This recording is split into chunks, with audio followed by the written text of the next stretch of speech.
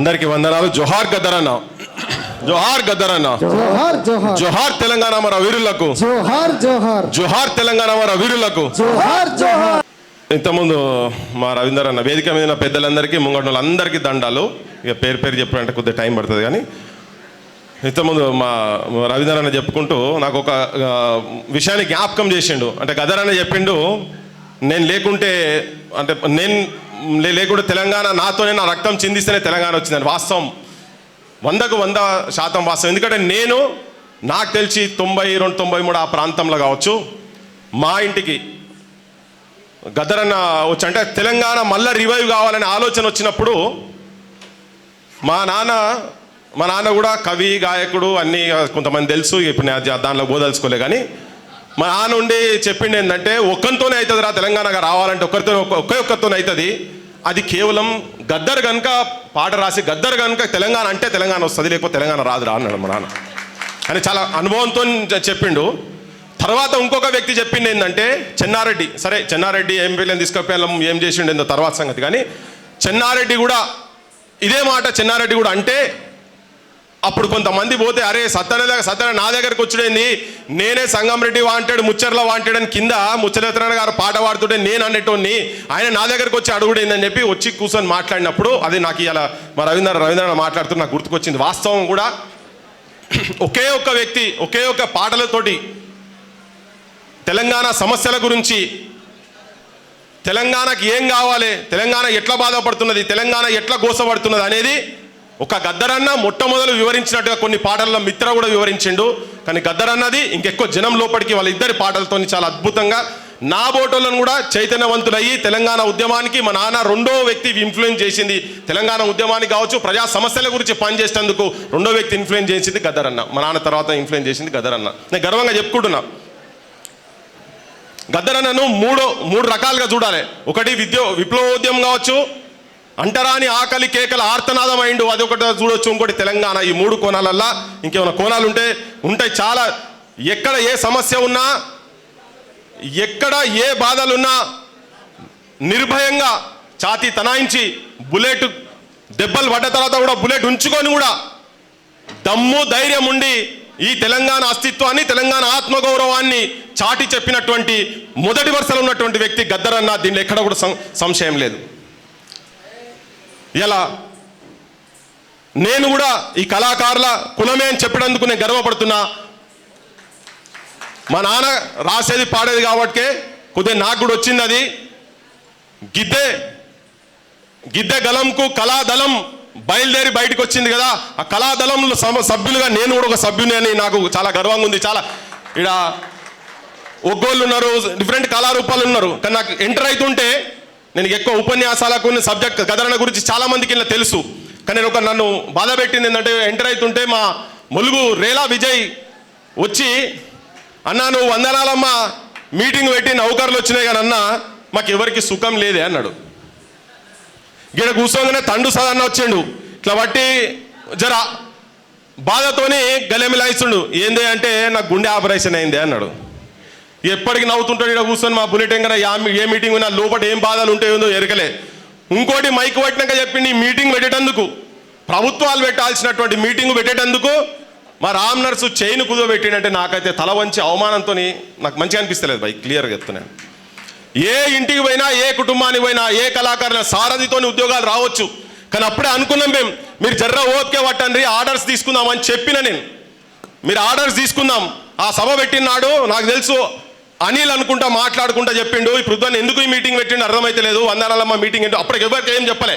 ఆ మీటింగ్లో చెప్పిన మొట్టమొదలు త్యాగాలు ఏ ప్రభుత్వాలు ఎవరు వచ్చినా కానీ మొట్టమొదలు చూడాల్సింది అమరుల కుటుంబాలను. ఆ తర్వాత అమరుల కుటుంబాల కొంత చూసిండ్రు.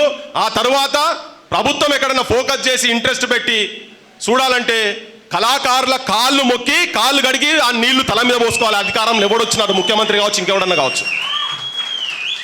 ఆ బాధలు గాథలు అమరుల త్యాగాలను కూడా జనానికి చెప్పిన వాళ్ళను, మా బోటలను కూడా తయారు చేసిన వాళ్ళను కాలి పాట. ఇలా గద్దరన్నకి ఎందుకు అభిమానులు అందరూ ఎందుకైనా తన పాటల తెలంగాణముల బడులే లేవు. ఈ ప్రతి దగ్గర చెప్తే నన్ను ఆకర్షించింది. నేను ముఖ్యమంత్రి కూడా వాడిన తెలంగాణముల బడులే లేవు, ఉన్న బడులకు భవంతు లేదు. వానకాలము ఎండకాలము వారం రోజులు సెలవు దినాలే, వారం రోజులు సెలవు దినాలే, వారం రోజులు సెలవు దినాలే. చెట్ల కింద మా పోరగాళ్ళు రా నీడ తిరిగినట్టు తిరుగుతుంటారు. పోరలు వస్తే పంతులు రాడు, పంతులు వస్తే పోరలు రారు, పంతులు వస్తే పోరలు రారు, పంతులు వస్తే పోరలు రారు. పోరలు పంతులు ఇద్దరు వస్తే, పోరలు పంతులు ఇద్దరు వస్తే రాయనీకి మా సారు గారికి చాకి పీసు లేదు. మాయన్నల్లారా చాకి పీసు లేదు, మాయన్నల్లారా దగా పట్టణ తెలంగాణ గుండె సప్పుడినడు, మాయన్నల్లారా గుండె సప్పుడినడు, మాయన్నల్లారా. ఈ సమస్యల గురించి ఎప్పుడో 95లో విన్నటువంటి పాట ఇయ్యాలటి వరకు నాకున్నది. తెలంగాణలో ఆ సమస్యలు అట్లే ఉన్నాయి. ఆ సమస్యలను జనానికి తీసుకుపోతున్నది ఇటువంటి కళాకారులు. ఈ కళాకారులు ఇవాళ ఇంకో 700 అని చెప్పి మా అంజన చెప్పిన 700 కాదు, ఊరూరుకు 5 ఉద్యోగాలు ఇస్తే ఏం పోతుంది? నేను అంటున్నా, ఊరూరికి 5 ఉద్యోగాలు ఉన్నారు కదా అటువంటి టాలెంటెడ్ పర్సన్స్ తెలంగాణలో. అది ధనం, అది కొన్ని వందలాది రూపాయలుగా ఒక అంశాన్ని జనానికి తీసుకుపోయేందుకు కొన్ని వందలాది రూపాయలు ఉండే అవి ఇప్పుడు కనుమరుగైతే వాటిని కాపాడాల్సిన బాధ్యత ఉన్నది.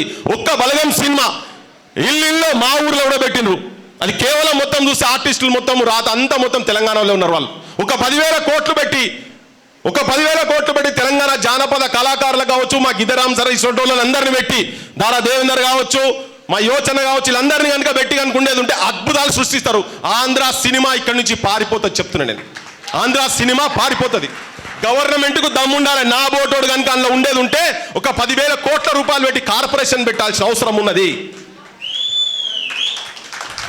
అరే ఎంతమంది భయ్ ఉద్యోగాలు 25,000 రూపాయలు. ఇంకోటి కూడా ఏంటంటే రాజ్యానికి వత్తాసు పలుకుంటా వాళ్ళని మొగుడుకుంటా సాహిత్యం ఇవ్వడం రాస్తే అది ప్రజల లోపల పర్మనెంట్గా ఉండదు.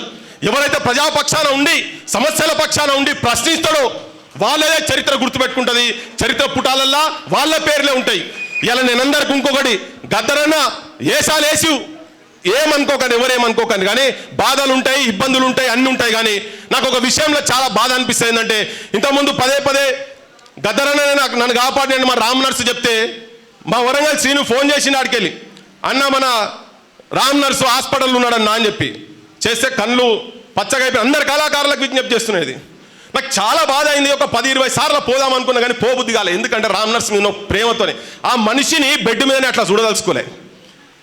నేను చెప్పాను, డిఎస్ వంటి కళాకారులు ఇట్లా పోవద్దు, ఇట్లా ఇబ్బందులు పడొద్దు, మీ అలవాట్లు కూడా జర మార్చుకోండి, మీరు ఎవ్వరు ఏమనుకోవద్దు. కానీ జనం లోపల కూడా ఇది ఉంది. ఇది ఇవాళ నువ్వు మీటింగ్ పెడుతుంటే చాలా మంది బయట అనుకుంటున్నారు, ఇక దుకాణాలు మొదలు పెట్టిర్రా భయ్, వాడు వేసుకుంటుండు ఫుల్ అట అకౌంట్ల కట మొత్తం ఇప్పుడు అన్ని ఫోన్ పేలు గూగుల్ పేలు అట మొత్తం గిద్దరాం నర్స్ కానీ అకౌంట్లో పొట్టు పైసలని. వీడికి వచ్చినాక ఇప్పుడు తెలిసింది కదా, టీవీలలో ఇంటోళ్ళు చూడుండ్రి.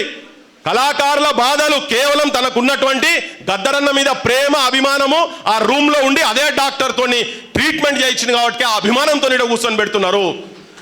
అయ్యా కళాకారులారా, వేదిక మీద ఉన్నోళ్ళు కావచ్చు, కింద ఉన్నోళ్ళు కావచ్చు, మీరు నిజంగానే రాజ్యాలు కూలగొట్టగలుగుతారు, రాజ్యాలు మార్చగలుగుతారు, ముఖ్యమంత్రులను కూడా మార్చేటువంటి దమ్ము ధైర్యం ఆ సాహిత్యం మీ లోపల ఉన్నది. కానీ ఒక్కటే కొంతమంది దగ్గర లోపించేది ఏంటంటే, మీ దండం పెడుతున్నా ఎన్ని ఇబ్బందులున్నా మీరు వ్యసనాలకు అలవాటు పడకండి. తెలంగాణ ప్రజల బాధలను ఒకసారి మీరు గుండె మీద వేసుకొని దయచేసి చెప్తున్నా, మేము కాపాడుకుంటాం. మా సొంటలో ఉన్నాం. చాలా మంది వేదిక మీద ఉన్న వాళ్ళు కూడా ఇంకా ఉన్నారు.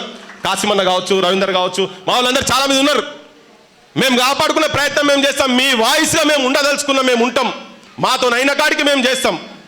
కానీ దయచేసి అలవాట్ల సైడ్ మాత్రం పోకండి. ఈ ప్రభుత్వం మీద కూడా ఒత్తిడి తీసుకొచ్చి ఒక 5,000 మంది కన్నా ఇమీడియట్గా, అంజనా నువ్వు ఏం అప్లికేషన్ పెడుతున్నావు నాకు ఎరకలే, కానీ ఒక 5,000 మంది ఇమీడియట్గా తెలంగాణలో ఉన్నటువంటి ఈవెన్ వాళ్ళు కూడా ఎవరు వస్తే వాళ్ళకి కూడా డబ్బు కొడితేనే అప్పటి నుంచి 3 గంటల నుంచి వేసాలు వేసుకొస్తున్నారా, వాళ్ళకు కూడా ఇవ్వాల్సిన అవసరం ఉందా లేదా? నౌకర్లు ఎంతమంది ఉంటారు? వాళ్ళకు 300-400 మంది ఉంటారు.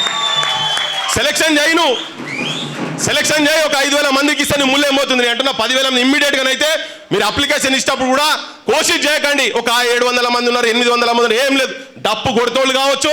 మా వాజిద్ ఉన్నాడు, నా చిన్నప్పటి నుంచి చూస్తున్నా, కొడితేనే వాడు ఆడబోతే డప్పు కొడితేనే ఉంటాడు. నీ నౌకరు ఉందో నాకు ఎరకలే. ఒకవేళ ఉందా ఏం నౌకరా? 25,000 రూపాయలు పుసుకున పోతే ఇంట్లోకి ఏం ఉండదు. ఉంటుందా?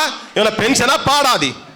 ఉట్టిగా వేస్తున్నారు ఏంటంటే గిద్దరామ్ నర్స్ అంటోళ్ళు వడ్లక ఉన్న అనిలు మా యోచనను వీళ్ళందరూ బయటికి పోతే తూటా లెక్క పాటలు పాడతారు జనం వాయింతా మళ్ళీ మా ప్రభుత్వం మీద రియాక్ట్ అవుతారు కావచ్చు అని వీళ్ళకి కనీసం ఏంటంటే తిండి లేదు కాబట్టి ఆకలితో ఉన్నారు కాబట్టి నేను 4 పైసలు ఇస్తాడు బడి కూర్చుంటారు అని చెప్పని చూస్తున్నారు అంతనే గత 10 ఏళ్ళ గదే జరిగింది.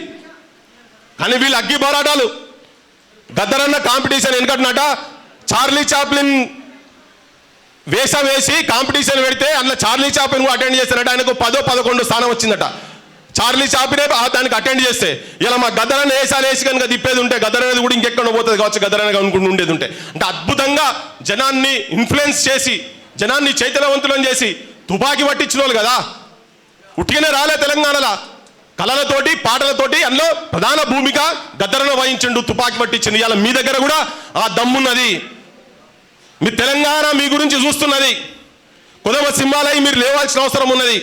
మీ సాహిత్యము మీ పాటలు కేవలం మీ దగ్గర నిజాయితీ కూడా ఉన్నది. కొన్ని గద్దరన్నకు లేకుండానా చూడలేదా వీళ్ళు వెన్నెల సూర్యం కష్టాలు చూడలేదా వాళ్ళు కష్టపడలేదా ఎంత కష్టపడరు. గద్దరన్న భార్య కూడా చిన్న కంపెనీలో పనిచేసింది కానీ ఎక్కడ కూడా సత్య వరకు కూడా ఆయన ఎక్కడ రాజ్యానికి తల వంచలే.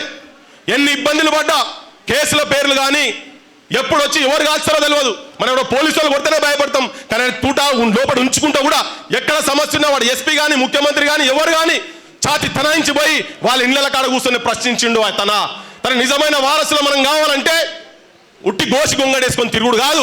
మా రామ్ నర్స్ చెప్పినాడు గోసి గొంగడేసుకొని తిరుగుడు కాదు. తన ఆలోచనలు తన ఆచరణలు మనం ఆచరించినాడే నిజమైన గద్దరన్నకు నిజమైన నివాళి అర్పించవు నా వల్లమైతామని చెప్పి మీ అందరికీ విజ్ఞప్తి చేస్తూ నేను ఇంకా సమయం ఎక్కువ తీసుకోదలుచుకోలేదు. మళ్ళీ ఒకటి చెప్తున్నా దయచేసి ఎవరైనా మీరు ఎవరు ఇబ్బంది పడకండి కానీ ఎవరున్నా కానీ అలవాట్లను కొంచెం గంగమ్మ కోలని మావాడు ఇంతకుముందు వాడిండు కదా అప్పుడు వాడుతుంటే ఎట్లుండే ఎగురొస్తలే తనకు గింతనే ఎగురుతుంది నేను చూస్తాను ఇంత అప్పుడు ఇంత ఎగిరేది బాబ్జీ అరే మేము అందరు కూడా చూస్తూనే ఉంటాం కానీ ఇప్పుడు మీ అవసరం ఉంది జర్రా కొద్దిగా ఇబ్బంది అవుతుంది కావచ్చు కొట్లాడదాం అట్లీస్ట్ దీని మీదన్నా ఈ ప్రభుత్వం మీదన్నా కొట్లాడి గౌరవపీతంగా అట్లీస్ట్ ఒక 50-60 మందికో 100 మందికో ఎక్కడ మీరు ఇష్టం వచ్చాడు రాసుకొని పోయి మీకు నెల జీతాలు ఖాతాలో పడాలి. ఎందుకంటే మీరు సచ్చేదాకా మీరు చేయబట్టే మీరు ముందుండి పట్టుకనే తెలంగాణ వచ్చింది. ఇలా స్వేచ్ఛ వాయులు కావచ్చు ఎమ్మెల్యేలు ఎంపీలు మంత్రులు అవుతున్న వాళ్ళందరూ ఈ కళాకారులు అమరులో పెట్టినటువంటి భిక్ష అని చెప్పి తెలంగాణ ప్రజలకు తెలియజేస్తూ ముగిస్తున్న జై తెలంగాణ.